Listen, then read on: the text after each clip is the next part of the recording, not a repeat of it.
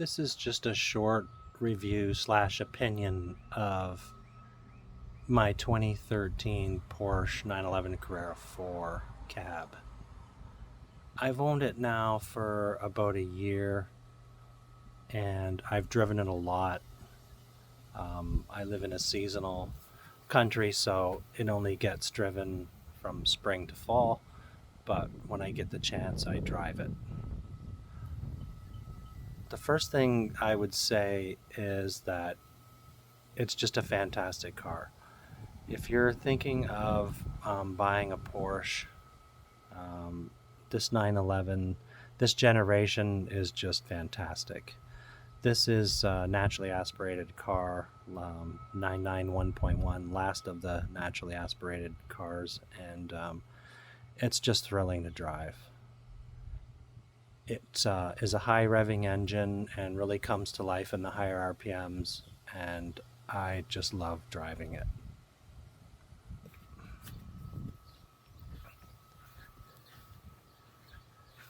I really enjoy the convertible as well. I have the top down every chance I get. The way the top goes up and down is really cool. I will show you that in a minute. This is a pretty stock car. Not much done to it. I haven't felt the need to do much to it. I think it drives great the way it is. It's got color matched wheels on it. It's an automatic car. I use the paddle shifts all the time. It's really easy to switch between the two modes, and in manual mode it's so much fun to drive.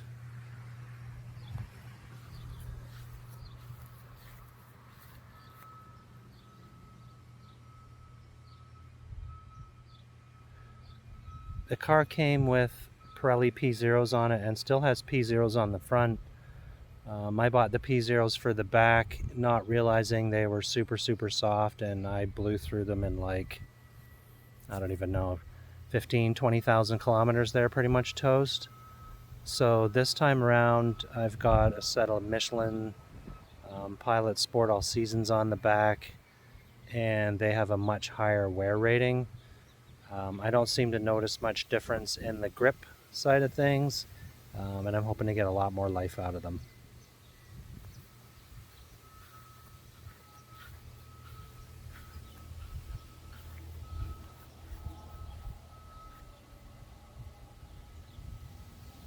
As with all 911s, you've got the trunk in the front, and there's actually a fair amount of space in there. I can fit like 3 bags of groceries in there, no problem. You're not going to fit your golf clubs in there or anything, but you can still get a bit of stuff in there.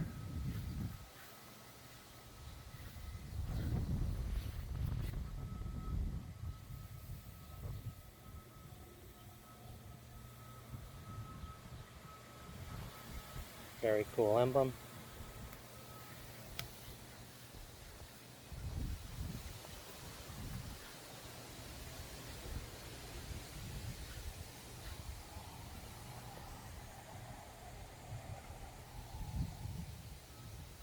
So one thing I would mention is that it's a very low car, and if you are old and stiff or have a problem getting up and down, this is not the car for you. It's hard to get in and out of. I mean, typical for a sports car, but if you're old and rickety, once again, this is not going to be the car for you. You're going to struggle to get in and out of it all the time. I am going to illustrate getting in and out of this car, and I'm going to put the roof down as well.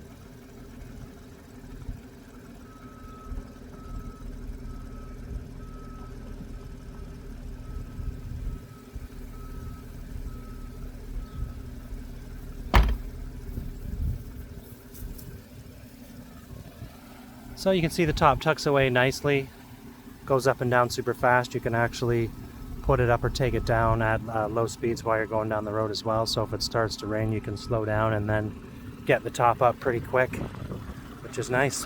I've had to do that a couple times. Car's pretty quiet. When you step on it and you're into it, the car comes to life and the exhaust really opens up. But under normal circumstances, it's actually quite a quiet car.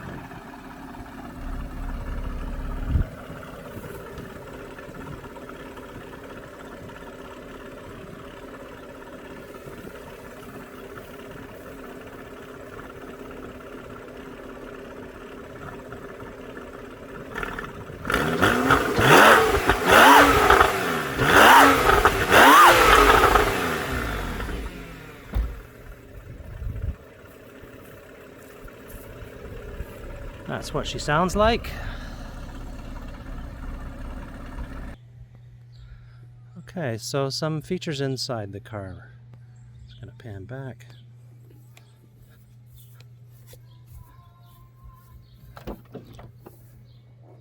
So you saw when the door opens, the seat comes back, which makes it a little bit easier to get in and out of, but essentially when you're getting in the car, there's a little bit of technique, and you only have this space here to get your foot in, so it's pretty tight space, and I find I'm always scuffing my foot on the sill pad when I get in and out of it.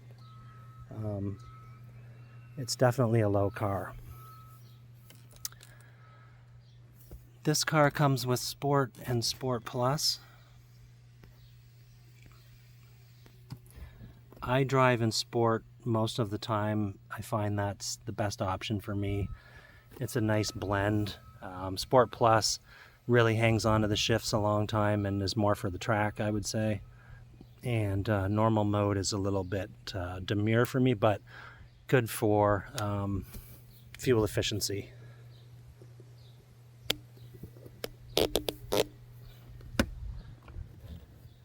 Typical Ford 911 gauges, analog gauges for gas and temperature and oil pressure and transmission, but that gauge on the right that says Carrera 4 is the digital gauge, which is nice as well.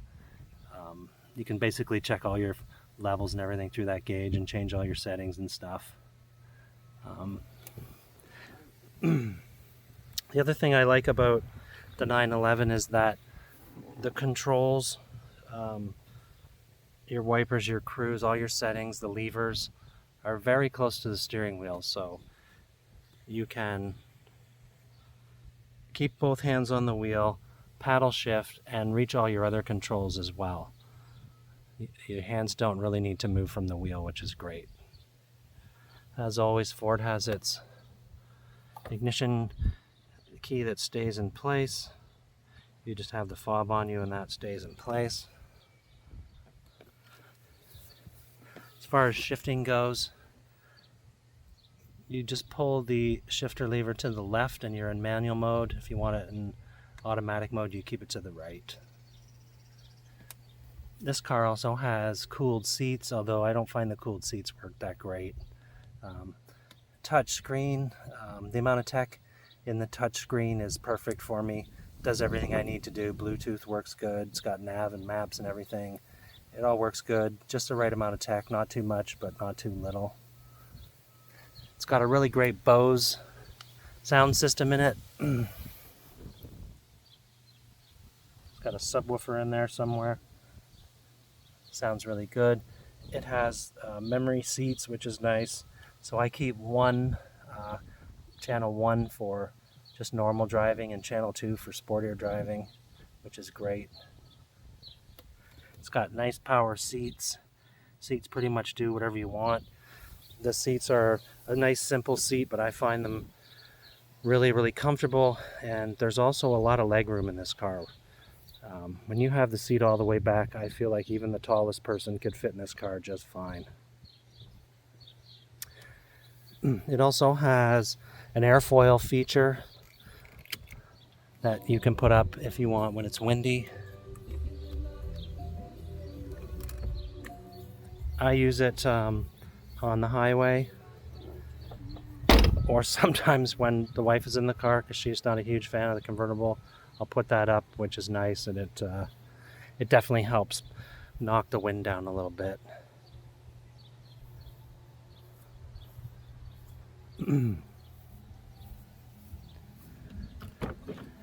It's got your typical Porsche hidden cup holders, because they never really designed a car with cup holders in mind, so they hide them in here. You press this and press this and out they come. Put your coffee in there. It tends to spill and drip all over the center console, but that's just the way it goes with this car.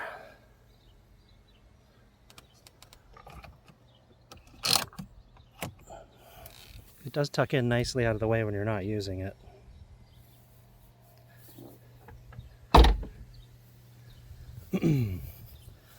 As with all 911s, there's not a lot of room to work from the top.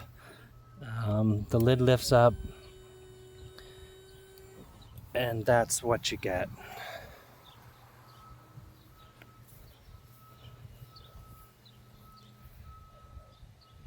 So you can fill your oil and you can fill your coolant, and you know, that's about it. This fan assembly comes off quite easily. This spoiler actually lifts up too. I'll see if I can pick that up while I'm at it.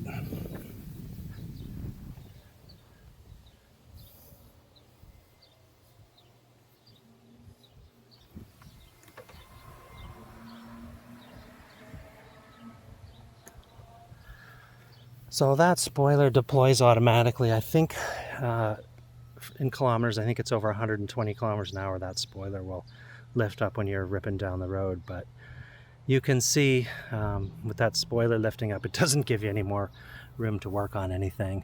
And in fact, when you do go to work on this car, I've had it apart a couple times. I take it apart in the winter and service it. You take that whole spoiler assembly out and you take the rear bumper cover off, and you have some nice access to the engine. I'm lucky enough to have a hoist as well, so between the rear wheel wells with the bumper off and underneath, you can access most of the things you need to do on the car. It's a really easy car to do an oil change on, actually. So you just pull these fans out and you can actually get at the oil filter, and there's a nice drain on the pan, so it's super easy car to do an oil change on, and not that expensive either.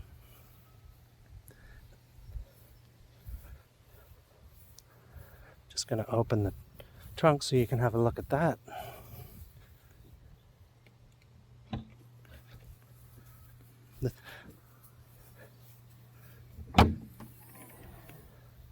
So that's the space you get.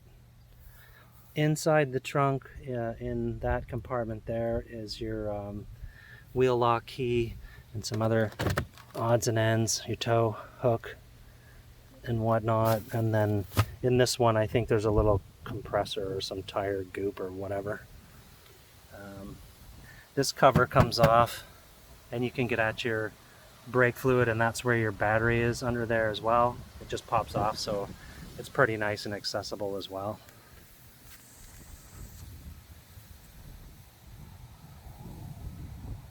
So like I say, I've had at least 3 bags of groceries in there. It's fairly deep, so you could actually fit a good sized cooler in there if you wanted.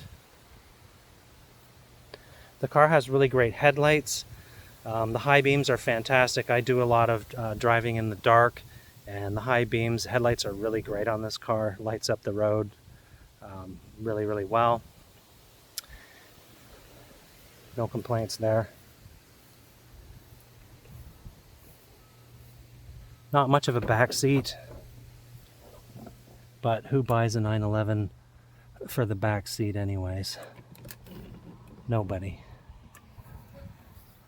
That's who. Probably fit a tiny child in there if you had to. Fortunately, I don't have any, which is probably why I have a 911.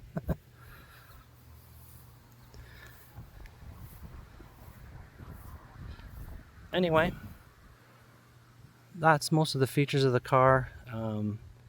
Once again, I would highly recommend buying a Porsche if you can.